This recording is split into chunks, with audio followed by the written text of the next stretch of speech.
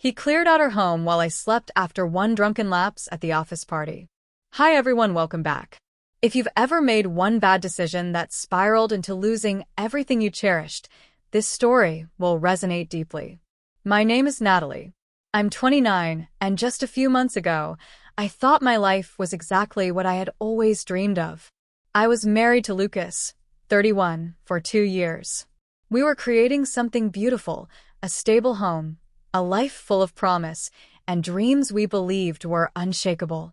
But it all collapsed in a way I never could have imagined. The morning it happened felt strange from the moment I woke. Our home, once warm and full of laughter, was almost completely empty. Furniture, appliances, even framed photos on the walls gone. At first, I thought we had been robbed, but the locks weren't broken, and nothing seemed ransacked. That's when I noticed the note on the counter, written in Lucas's familiar handwriting. Happy New Year, Natalie. May your new beginnings treat you better than I did.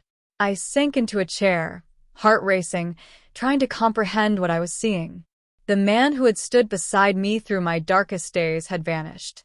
No warning, no explanation. Let me take you back to how it all started. 3 years earlier, I was just beginning as an intern at a mid-sized consulting firm. That's where I met Lucas. He was a project supervisor, sharp, respected, quietly confident in a way that drew people in. I tried to stay professional at first, but chemistry has its own agenda. We collaborated closely on several projects, and soon after, we began dating. After 8 months of a whirlwind romance, we decided to marry. Lucas proposed during a weekend in the mountains. Just us, the snow, and a love that felt endless. After the wedding, life accelerated. Lucas accepted a job at a competing firm that nearly doubled his salary. We moved into a larger suburban house and began planning our future. Kids, vacations, renovations. I was advancing at work too, eventually earning a promotion to a more demanding position. But it came with pressures I hadn't anticipated. I started bringing work home, staying up late, and leaning on alcohol to unwind. What began as a glass of wine after work grew into a bottle. Lucas noticed. At first, he raised his concerns gently, then more insistently. I brushed him off, insisting I had control. I didn't. Things spiraled until one night I blacked out completely. I knew then I needed help. I enrolled in a treatment program and took a 6-month leave from work. It was the hardest period of my life. Lucas stayed by my side the entire time, never once threatening to leave. That's the kind of man he was. After rehab, I returned to work and was assigned to a new project under a manager named Ethan Carter. Ethan was in his mid-40s but looked younger, confident, magnetic, charismatic. Lucas didn't trust him from the start. He called Ethan manipulative and warned me to maintain professional boundaries.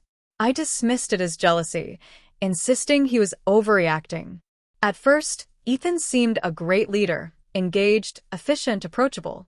We worked long hours, especially after a colleague went on maternity leave. I was often the last to leave the office, exchanging late-night emails and texts with Ethan to stay on schedule. Lucas noticed the change. He pointed out how I was constantly on my phone, texting Ethan late at night. I reassured him it was only about work. He wasn't convinced. One night, after a tense argument, I told him to trust me or step back. In hindsight, that was when emotional distance began to grow between us. Around the same time, Ethan started sharing personal details about his life. One evening, after everyone left, he brought me coffee and asked if I was all right. I broke down, revealing everything, how strained things had become with Lucas, my lingering guilt over the past, and the challenge of keeping appearances. He listened quietly, and then I made a mistake. In a moment of vulnerability, I hugged him and kissed him. It wasn't intentional or romantic. It was a confused, desperate act that I regretted immediately. We pulled back instantly. The shame in his eyes was clear. We agreed to keep distance and pretend it never happened. But pretending doesn't erase harm. Rumors circulated at work. People noticed our closeness, our laughter, our body language. Eventually, it reached Lucas. One evening, he confronted me, demanding the truth. I told him it was just gossip. I didn't mention the kiss, thinking I could bury it, fix things, and move forward. By December, I was desperate to make amends. I cooked his favorite meal, planned a quiet evening, and promised to switch teams after the project. Lucas seemed receptive. We agreed to start fresh in the new year. Then came the company's New Year's Eve party.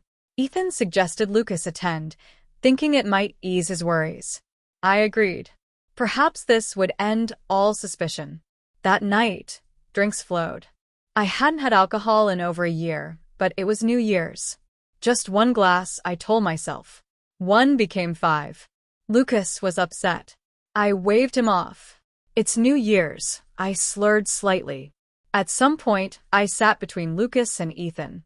I remember very little after that. The next morning, I woke to an empty house. Lucas had left. Everything was gone.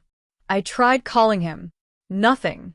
I found the note and read it over and over, unable to process it. What had happened the night before? In a daze, I texted Ethan to meet. At a cafe, the full weight hit me.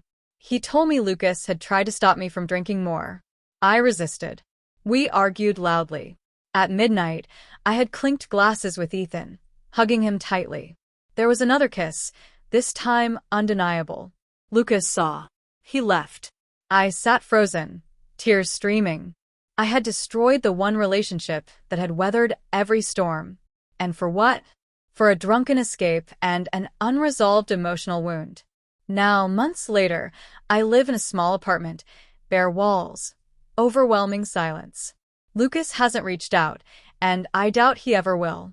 I'm sober again, but the emptiness isn't just from alcohol. It's from the absence of a man who once stood by me when no one else would. Trust is fragile. Sometimes, it's not the affair that breaks a marriage. It's the secrets, the emotional distance, and the choices we justify in fleeting moments of weakness. If you're fortunate to have someone who stands by you at your worst, don't give them reasons to doubt you.